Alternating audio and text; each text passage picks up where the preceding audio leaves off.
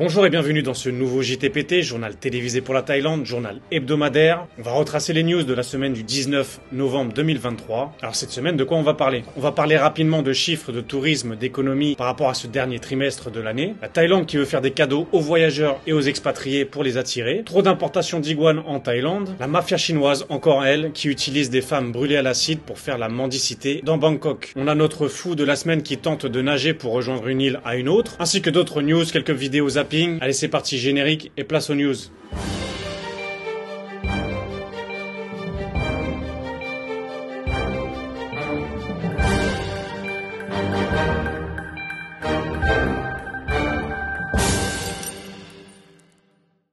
Allez, on commence par une petite flashback news. Il y a quelques JT précédents, on avait parlé d'un trafiquant d'animaux sauvages qui avait été intercepté en Thaïlande, un trafiquant vietnamien. Donc sa sentence est tombée, il va écoper de 12 ans de prison au Vietnam. La perquisition chez lui avait donné plusieurs kilos de cornes de rhinocéros et d'éléphants, chose qu'on le sait malheureusement qui se revendent très cher au marché noir. Donc voilà, l'auteur a 36 ans, un petit séjour en prison de 12 ans, ça lui fera les pieds, et il pourra se rendre compte de ce que ça fait d'être enfermé et d'être maltraité. Allez, next. Donc un petit point chiffre économie rapidement sans aller dans les détails parce qu'on pourra en parler chaque semaine. Ce ne sont que des estimations. Malgré tous les efforts, les gouvernements ne peuvent pas prévoir exactement les arrivées ou non du tourisme. Donc sans le lire, il y a un article qui est apparu qui disait qu'en Thaïlande, la croissance au troisième trimestre est pire que prévu. C'est tout un tas de chiffres qu'on a déjà parlé qu'on va pas relire. Comme d'habitude, ils misent toujours beaucoup sur le tourisme. Donc en parlant de tourisme, il y a un autre article intitulé Pourquoi les touristes chinois boudent la Thaïlande et le Japon. C'était leur destination préférée auparavant, mais depuis ces derniers mois, ça baisse de plus en plus. Alors pourquoi ce revirement? Du côté du Japon, c'est le problème sanitaire qui effraie les touristes chinois. Au mois d'août, le pays a commencé à déverser dans l'océan Pacifique l'eau radioactive retraitée de la centrale nucléaire accidentée de Fukushima, suscitant l'inquiétude, voire la colère de ses voisins, en premier lieu de Pékin. Donc c'est pas comme si la Chine elle polluait pas du tout, hein. C'est quand même assez paradoxal. Ils ont même par la suite donné une sanction avec une suspension immédiate sur toutes les importations de produits de mer japonais. Donc voilà, ce serait une des raisons pourquoi ils boudent le Japon comme destination touristique. Et pourquoi la Thaïlande donc? Ce serait dû par la peur de l'insécurité. En ce qui concerne la Thaïlande, le nouveau gouvernement espérait que l'annonce d'une dispense de visa de 5 mois attirait davantage des touristes. La fameuse fusillade que j'ai déjà évoquée dans un JT, dans le centre commercial de Bangkok, qui parmi les victimes il y avait une chinoise, et autre raison qui apparemment inquiéterait les Chinois sur l'insécurité en Thaïlande, ce seraient deux films chinois qui sont sortis cet été, films à succès, de nom Lost in the Stars et No More Bets, sont deux thrillers fictifs, mais aucun des deux ne se déroule en Thaïlande. Mais certains affirment que les intrigues reflètent étroitement des événements réels qui ont fait la une des journaux ces dernières années, notamment une femme chinoise qui a été poussée d'une falaise par son mari en Thaïlande en 2019. Les réseaux sociaux ont vite fait de faire enfler les rumeurs, ce qui a fait chuter le nombre de réservations. Voilà, vraiment...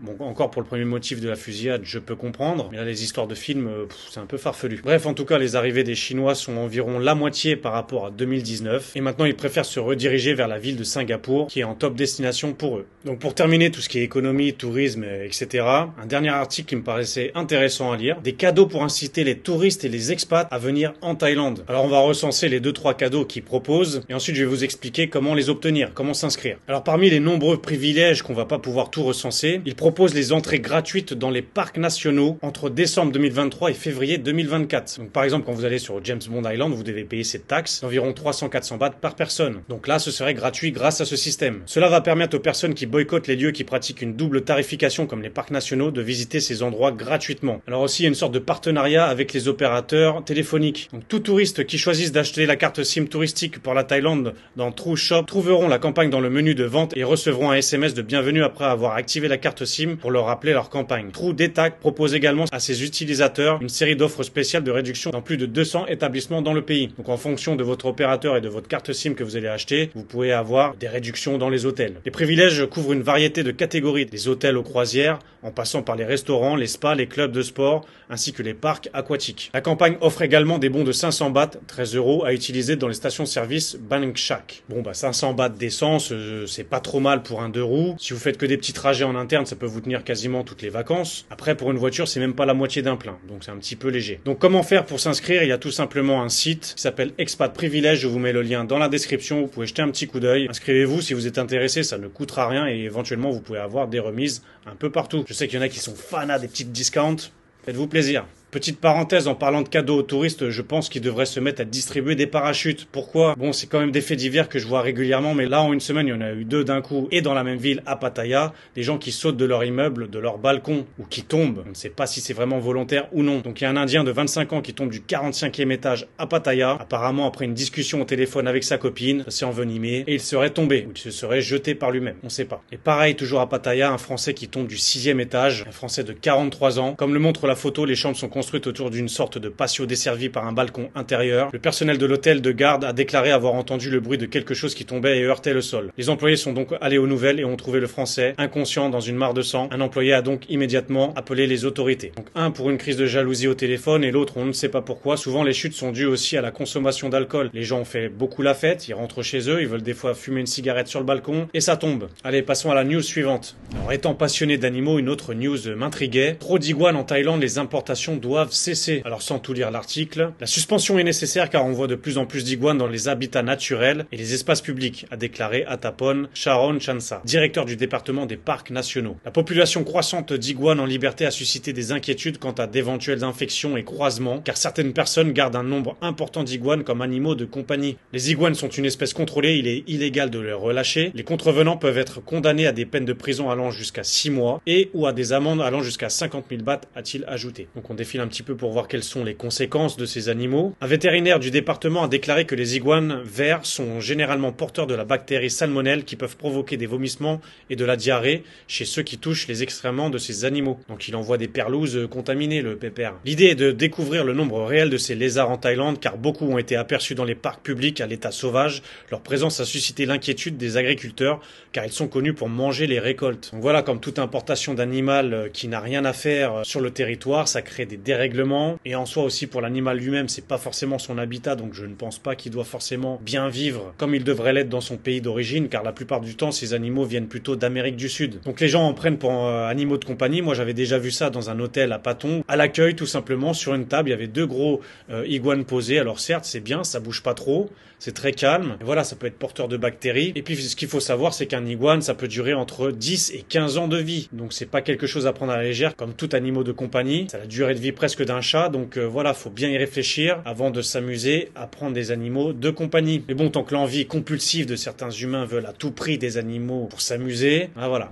Donc encore et encore et encore une nouvelle histoire due à la mafia chinoise qui opère en Thaïlande. Alors c'est marrant, juste avant on parlait de la Chine qui boudait la Thaïlande suite à l'insécurité qui y régnerait. Et moi ce que je constate sur place c'est plutôt la Chine qui met de l'insécurité en Thaïlande plus qu'autre chose. C'est un peu l'hôpital qui se fout de la charité. Malgré ça, la Thaïlande intelligemment ne porte pas préjudice sur la Chine, à leur faire même des cadeaux sur les visas, sur les exemptions de visas. La Thaïlande a très bien compris que c'est des groupes minoritaires, de mafieux, et donc ils ne veulent pas pénaliser la population générale touristique. Et là, une affaire totalement différente et aussi grave que la semaine dernière. La mafia utilise des Chinoises brûlées à l'acide pour mendier à Bangkok et ça rapporte. Une Chinoise qui semble avoir été gravement maltraitée physiquement a été arrêtée pour avoir mendié dans un centre commercial du quartier de Pinklao à Bangkok. Il lui manquait 2 doigts et avait subi des brûlures d'acide au visage. Donc si vous êtes sensible à ça, regardez pas les photos que je vais diffuser. La police thaïlandaise pensait qu'elle faisait partie d'un gang de trafiquants d'êtres humains car une vérification de son compte bancaire a révélé que 2 millions de bahts circulaient sur son compte chaque mois. Alors, la police a vu une de ces mendiantes dans les rues de Bangkok et l'a donc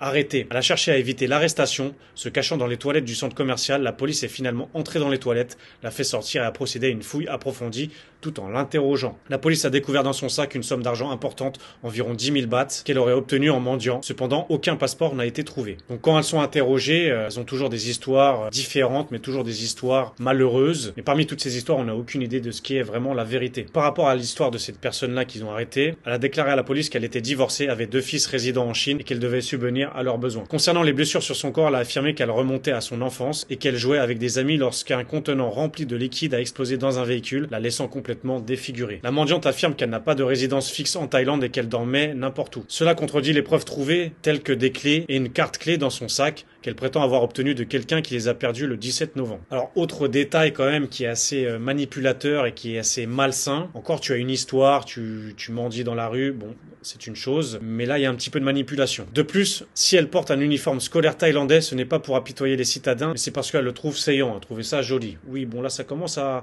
sentir un peu le mytho tout ça, un peu léger comme argument. Alors on zappe un petit peu. Elle portait des uniformes étudiants thaïlandaises dans le but de gagner la sympathie des badauds en échange d'un soutien financier. Ça fait un peu penser malheureusement aux Roumains par exemple qui sont en France, qui s'habillent en musulmans avec des voiles pour mendier, pour attendrir encore plus la communauté musulmane qui, on sait, très souvent est très généreuse, tout ce qui est en termes de dons, de cagnottes sur internet, etc. On sait qu'ils sont sensibles et du coup ils ont bien compris ça pour en profiter. Alors l'incident présente des similitudes à un cas survenu la semaine précédente lorsque les autorités ont appréhendé des mendiantes étrangères. Toutes étaient ressortissantes chinoises âgées de plus de 40 ans. Donc c'est pas la première qu'ils ont arrêté dans ce cas de figure-là, avec des histoires similaires. Toutes ont la même stratégie. Donc on sent très bien que derrière c'est quelque chose d'organisé. Comme par hasard, après les arrestations, une femme prétendant être l'interprète de tous les mendiants chinoises s'est adressée à la police pour tenter de régler l'affaire. Donc là bizarrement on arrête et il y a quelqu'un qui ressort de son trou. Elle a même proposé de payer une caution pour libérer les ressortissantes chinoises, mais ça a été refusé pour laisser continuer l'enquête. Une enquête préliminaire indique que chaque mendiante est payée 10 400 bahts par jour. Ce qu'il faut savoir, c'est que ça, c'est quasiment un salaire thaïlandais très moyen. Salaire thaïlandais qui commence à environ à 11 000, 12 000 bahts pour les plus bas salaires, SMIC on va dire. Donc là, ils font ça par jour et récoltent en moyenne 1,8 million de bahts par mois. On comprend que la différence va dans la poche des chefs mafieux. Compte tenu de leur physique monstrueux, avec leurs deux mains semblant avoir été trempées dans des substances brûlantes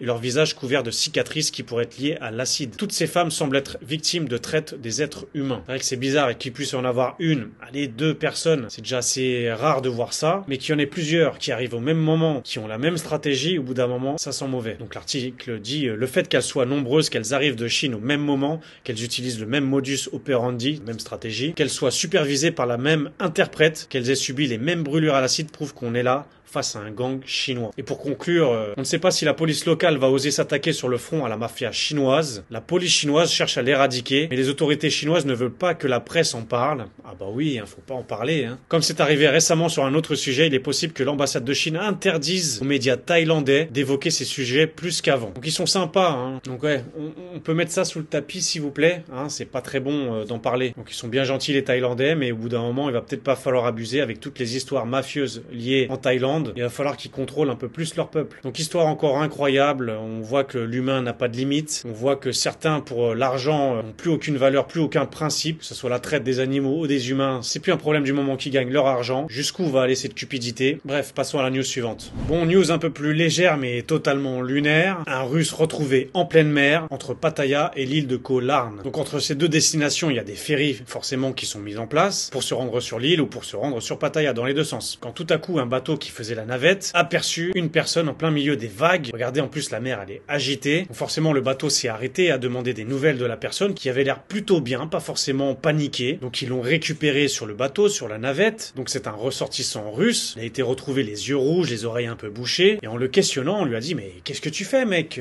Pourquoi tu nages en plein milieu de la mer comme ça? C'est dangereux. Et il a tout simplement répondu qu'il souhaitait juste nager en fait, tout simplement. Ouais.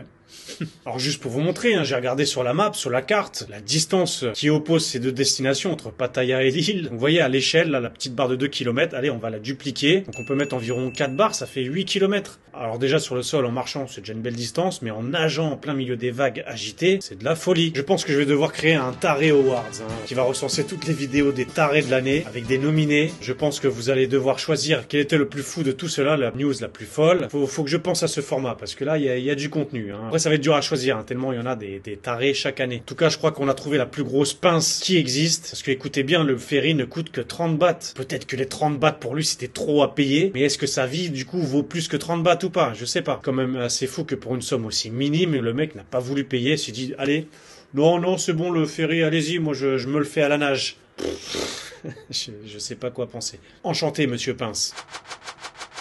Petite news, info culturelle sur la Thaïlande, d'ici quelques jours sera célébrée la fête de Loy Krathong. C'est une des premières fêtes que j'ai connues en Thaïlande, donc ça me tient à cœur d'en parler. Donc il y a un très bel article sur un site internet que je vais vous mettre en description. Donc cliquez sur le lien, vous allez voir tous les détails qui parlent de cette fête annuelle, dont le but est de créer des petites embarcations à base de feuilles, de fleurs, et y poser des petites bougies. Et comme très souvent dans la culture thaï, souhaiter tout ce qui est bonnes choses, les choses positives, la bonne chance, le succès, la carrière professionnelle, le succès en amour, voilà, toutes les bonnes pensées. Vous faites votre petite petite prière et vous lancez votre embarcation sur l'eau pour essayer d'exaucer tout ça. Donc allez lire l'article, c'est intéressant. C'est vraiment une fête importante de la culture thaïlandaise. Allez, petite vidéo zapping sur nos amis les animaux qui nous font toujours autant rire. Ce coup-ci, on a deux chats qui sont, je pense, un petit peu dépourvus. Enfin, un qui a l'air d'en avoir totalement rien à faire et l'autre qui tente malgré lui de négocier, d'avoir un peu de diplomatie. Donc on le voit s'approchant de ce rat assez énorme. Alors faut dire que le chat il semble assez jeune, donc c'est vrai que le rat est énorme et le chat a l'air jeune et petit. Un petit coup de sniff sniff, quelle est cette bête? Est-ce que c'est un chat comme moi ou pas? Non. Hop, une petite tape sur le dos, ça réagit pas. Une petite tape un peu plus intensive.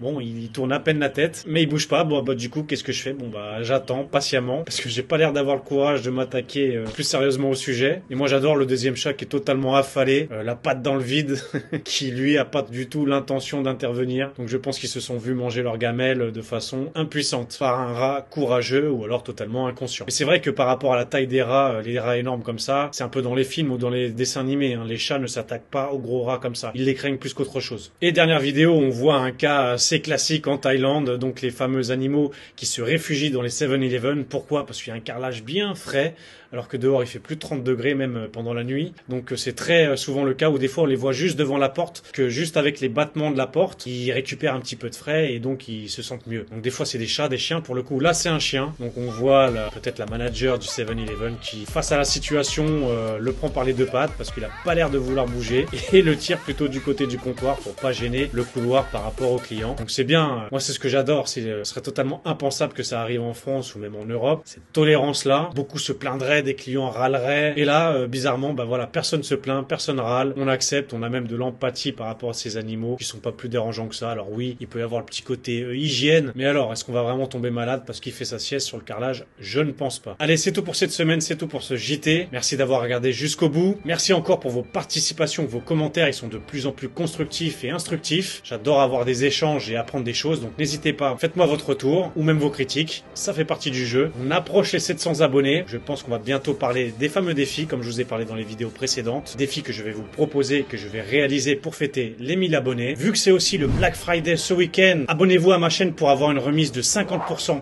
sur rien du tout, vu que c'est totalement gratuit. Donc cliquez, donc restez connectés, prenez soin de vous, ajoutez mes réseaux sociaux et je vous dis à la semaine prochaine car l'info n'attend pas. Ciao!